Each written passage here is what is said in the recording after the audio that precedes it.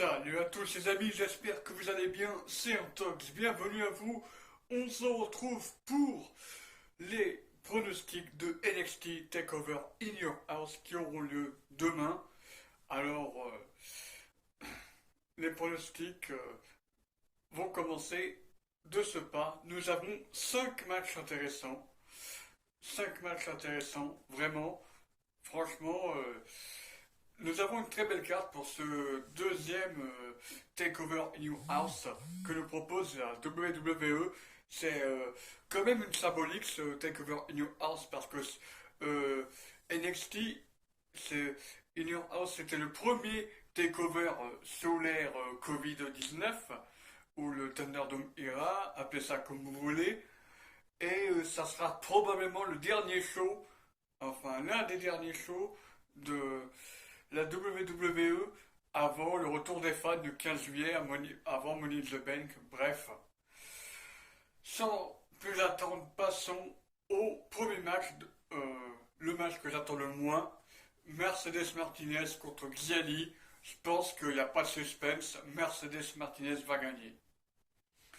Ensuite, un match très intéressant avec El Legado de Fantasma accompagné de Santos Escobar qui affronte Bronson Reed et les MSK qui sont respectivement champions nord-américains et champions par équipe. Alors, le but est simple, si les Legado de Fantasma et Santos Escobar gagnent le match, nous avons Legado de Fantasma qui remporte le titre par équipe et Legado et Santos Escobar qui devient champion nord-américain. Donc, à nous winners take all match, les gagnants prennent tout ou gardent tout. Alors, vu les récents événements, la récente victoire de Bronson Reed, il ne fait aucun doute que Bronson Reed va conserver. Voilà, je pose ça là. Bronson Reed va conserver. Ensuite, troisième match qui est très intéressant, lui aussi, c'est Ember Moon contre Raquel Gonzalez. Alors, Raquel Gonzalez, c'est un peu le même cas de figure. Bon, c'est un peu plus ancien, c'est un peu plus vieux. C'est, allez, on va dire, 2 jours avant WrestleMania. Donc, c'est quand même plus ancien, mais elle vient de remporter son titre. Ça serait bête de lui faire perdre son titre, bêtement. Voilà, je pense que elle va conserver son titre face à Ember Moon. Ensuite, nous avons un match très intéressant euh, qui pour moi pourrait être le show stealer de cette soirée. C'est LA Knight contre Crimson Grimes pour le titre Million Dollar Match, voilà, dans un match d'échelle, un Million Dollar Match. Donc, Ted DiBiase a redonné sa ceinture à la WWE et en gros, le gagnant sera le client de Ted DiBiase. Ça sera clairement ça. Il remportera non seulement la ceinture, mais en plus le droit d'avoir Ted DiBiase comme manager.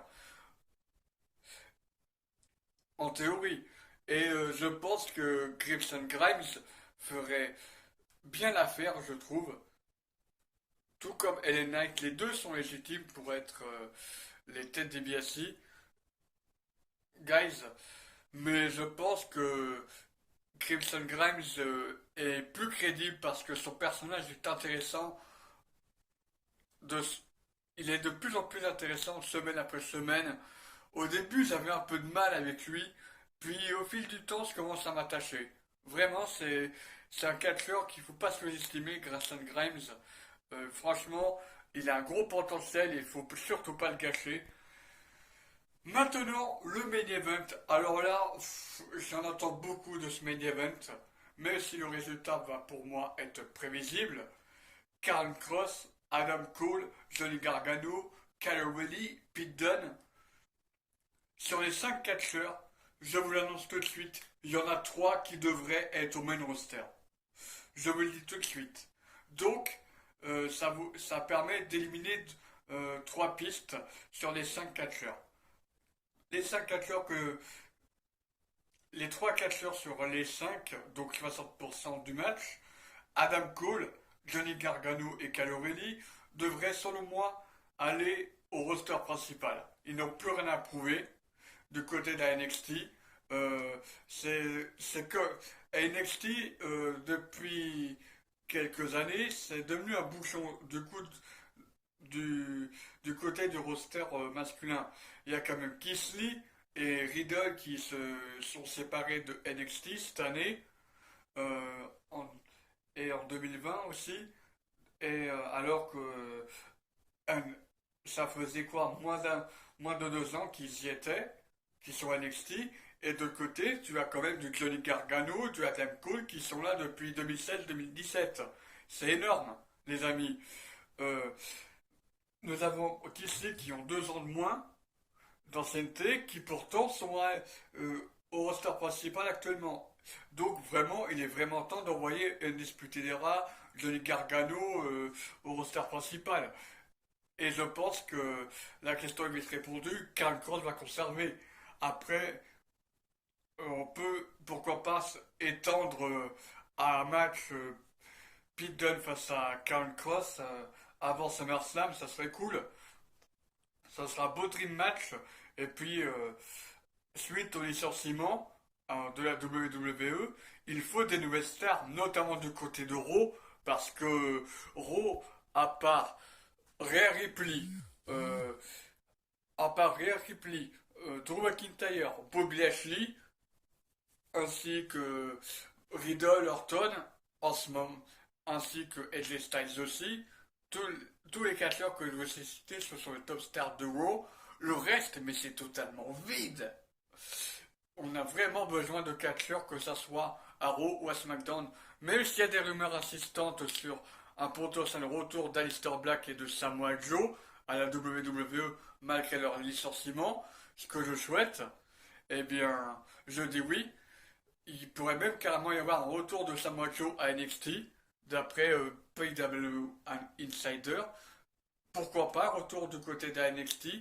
Si ça peut faire un effet Finn Balor, je ne dis pas non, vraiment. Je vais pas cracher dessus. Ça peut que aider les catcheurs actuels comme Dexter Lumis et Christian Grimes, qui sont les futurs pour moi de NXT. Tout comme Karen Cross. Donc Karen Cross va conserver. Voilà les amis, c'était tout pour les pronostics de NXT TakeOver in Your House. Prenez soin de vous, c'était Antox, ciao tout le monde. Et abonnez-vous à ma chaîne secondaire WFB, celle où vous voulez regarder cette vidéo bien sûr. Abonnez-vous à ma chaîne principale bien sûr. C'était Antox sur la chaîne WFB, ciao tout le monde.